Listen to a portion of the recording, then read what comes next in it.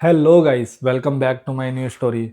आज मैं उन डीलरों की बात करूंगा जो धोखाधड़ी करते हैं, जो बाइक बेचते हैं, सेकंड हैंड बाइक बेचते हैं।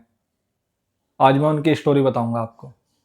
आज से 2 साल पहले मेरे दोस्त ने बाइक ली थी, स्प्लेंडर। मैं ही उसके साथ गया था। सुभाष नगर की बात है ये। बजट था हमारा 30-35 हज़ार के करीब। चला गया मेरे साथ। मैं शुरू से थोड़ी सी ज़्यादा बाइकें चेंज वेंज करता रहा हूँ, तो इसलिए मेरे को लेके चला गया। मैं ठीक है, चलो भाई। सुभाष नगर के अंदर पूरी की पूरी मार्केट हमने छानी कि कौन सी बाइक हमारे अकॉर्डिंग सही रहेगी। भाई चले गए। कोई बोल रहा है 50 हज़ार, कोई बोल रहा है 60 हज़ार। स्प्लेंडर लेनी थी उसने गाड़ी। हमारा जो बजट था वो था 30 से 35 हज़ार का।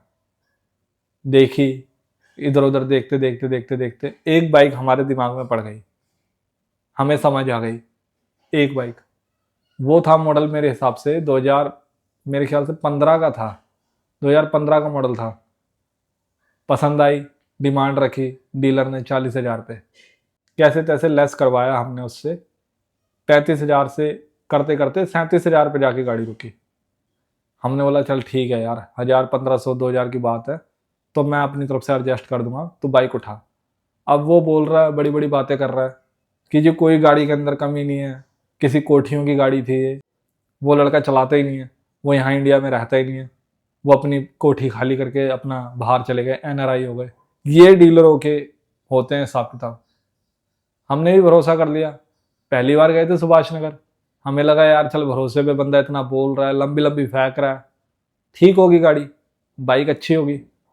भाई उसने सारी बातें बताई कि ये फर्स्ट ओनर की गाड़ी है। आरसी दिखाई, सारी चीज़ें दिखाई उसने कि इतने दिनों से खड़ी हुई है गाड़ी। अब आप ही हो जो इसे मतलब चलाओगे, इसके अलावा अभी तक तो किसी ने चलाई नहीं। मैंने बोला ये गाड़ी है किसकी? तो वहीं किसी की जनकपुरी में कोई था जिसके नाम पे वो गाड़ी थी। वो कह रहे कि वो बाहर चले गए, कनाडा शिफ्ट हो गए, वो यहाँ रहते ही नहीं है। अब मैंने बोला आरसी ट्रांसफर में कोई दिक्कत नहीं होगी? कह रहा वो हम बैठे हैं, हम करवा के देंगे। मैं चल ठीक है यार, ये भी टेंशन फ्री हुई। अब इसके अंदर एक चीज और है। सेकंड हैंड बाइक लेने जाओगे तो उसके अंदर 2500 रुपये 3000 रुपये आपको अलग से देना पड़ेंगे, आरसी ट्रांसफर करवाने के। और वो हमें ही अपनी जेब से देना पड़ेंगे, डीलर नहीं करके देगा। डीलर ने तो जो बात करनी थी कर ली। जिस तरीके से बंदा कटता है काट दो, उनका तो ये हिसाब होता है। 80 हज़ार वाला भी बंदा टकरेगा उन्हें, 2 लाख वाला बंदा भी टकरेगा, 50 हज़ार वाला भी टकरेगा, कोई 20 हज़ार वाला भी टकरेगा। जितने में उनकी बात पड़ जाए काट देते हैं वो तो। सभी डीलरों का हाल है ये। बात सुभाष नगर की नहीं है, बात करोल बाग की भी है, बात संगम विहार की भी है। दिल्ली एनसीआर के अंदर जितने भी डीलर हैं, भाई ये बंदे अपनी चीजें बिकवाने के लिए माँ कसमें तक खा जाते हैं कि बहुत बढ़िया चीज है, अनटच पीस दे रहा हूँ। ऐसा मार्केट में किसी ने बेचा नहीं हुआ इतने सस्ते में पीस जो आपको मिल रही है ये वाली बाइक। इस तरीके से बातें करते हैं। भाई भरोसा किया। अब मैं उनसे बोल रहा हूँ कोई कमी पेशी है तो भैया, इंसानियत के नाते पूछ रहा हूँ मैं तो, कोई कमी पेशी है तो मेरे को बता दो। बाद में ऐसा ना हो कि 30-35 हज़ार पे हमने दे दिया आपको, 35-40 हज़ार जो भी बात हुई हमारी, ठीक है, देने के बाद फिर हम इसमें खर्चा ही करवाते फिर। कह रहे बेधड़ाकों को ले जाओ, कोई दिक्कत वाली बात नहीं है। लंबी लंबी फेंकने में लगा हुआ है कि कोई दिक्कत नहीं आएगी, मैं बैठा हूँ। अब मैं उससे पूछ रहा हूँ कि भैया इसका तो सेल्फ ही नहीं चल रहा है। वो इतने दिनों से कोठी के बाहर खड़ी हुई थी ना गाड़ी, इसलिए नहीं सेल्फ चल रहा है, कोई चलाने वाला नहीं था। कोई बात नहीं, बैटरी चार्जिंग पे लगवा देता हूँ, थोड़ी देर बाद सही हो जाएगा। ले गया भाई बैटरी चार्जिंग पे लगाने के लिए। थोड़ी देर बाद लेके आया, गाड़ी सेल्फ स्टार्ट होने लग गई। हम थोड़े से खुश हुए, हमने बोला ठीक है यार, गाड़ी बढ़िया है। कह रहा चला के देखने, चला के देख लो। मैंने बोला भैया इसकी वारंटी वगैरह, उसने डायलॉग क्या मारा, कह रहा आजकल इंसान की गारंटी वारंटी नहीं है, तुम तो फिर भी मशीन की बात कर रहे हो।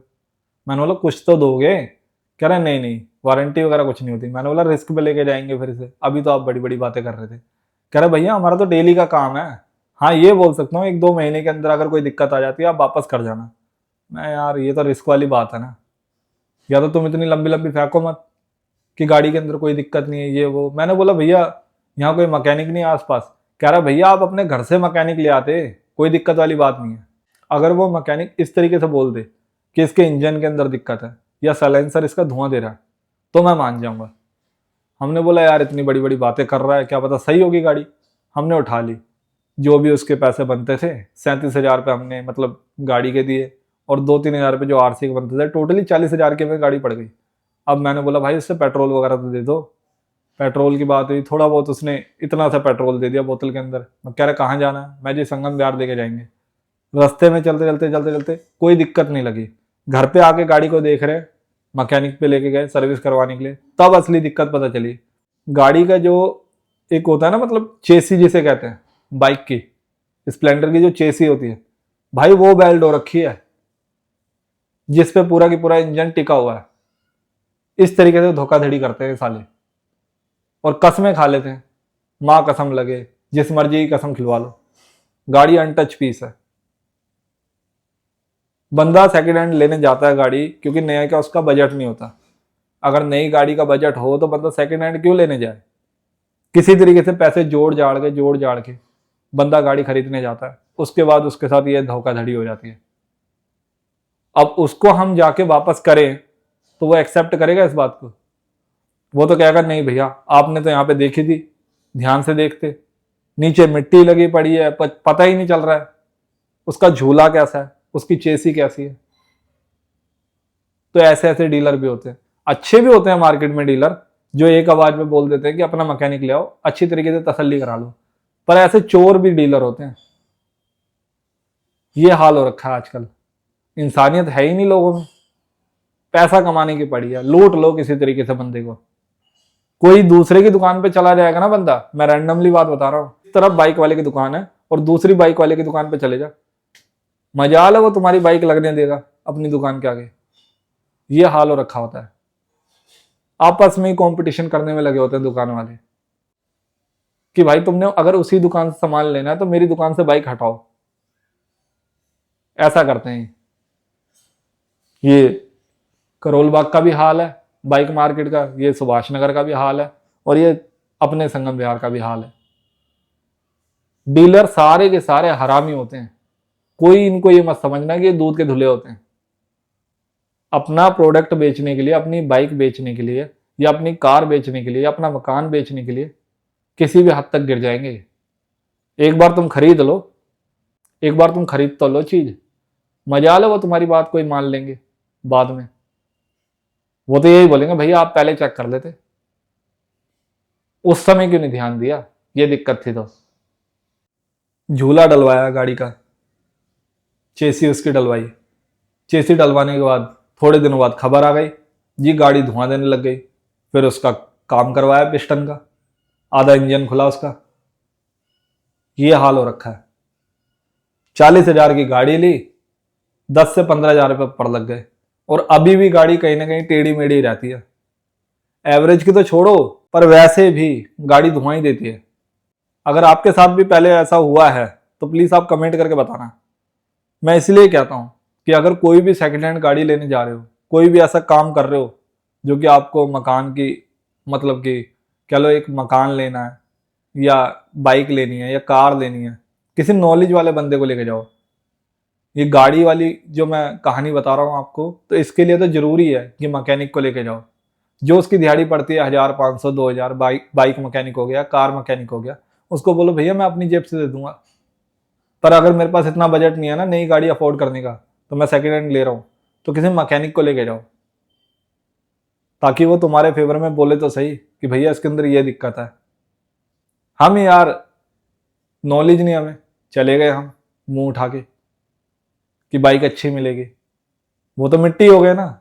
अभी मेरे ख्याल से बचे हुए थे उसके 4-5 साल बाइक के, पर वो 2 साल भी ना चले, ऐसी कंडीशन हो गई। ऊपर से तो बढ़िया लग रही है, एकदम फ्रेश लग रही है, पॉलिश वॉलिश मार के रख रखी है, नीचे थोड़ी बहुत मिट्टी लगी हुई थी, शायद जान के लगाई हुई थी ताकि झूले का पता ना चले, उसका जो चेसी होता है।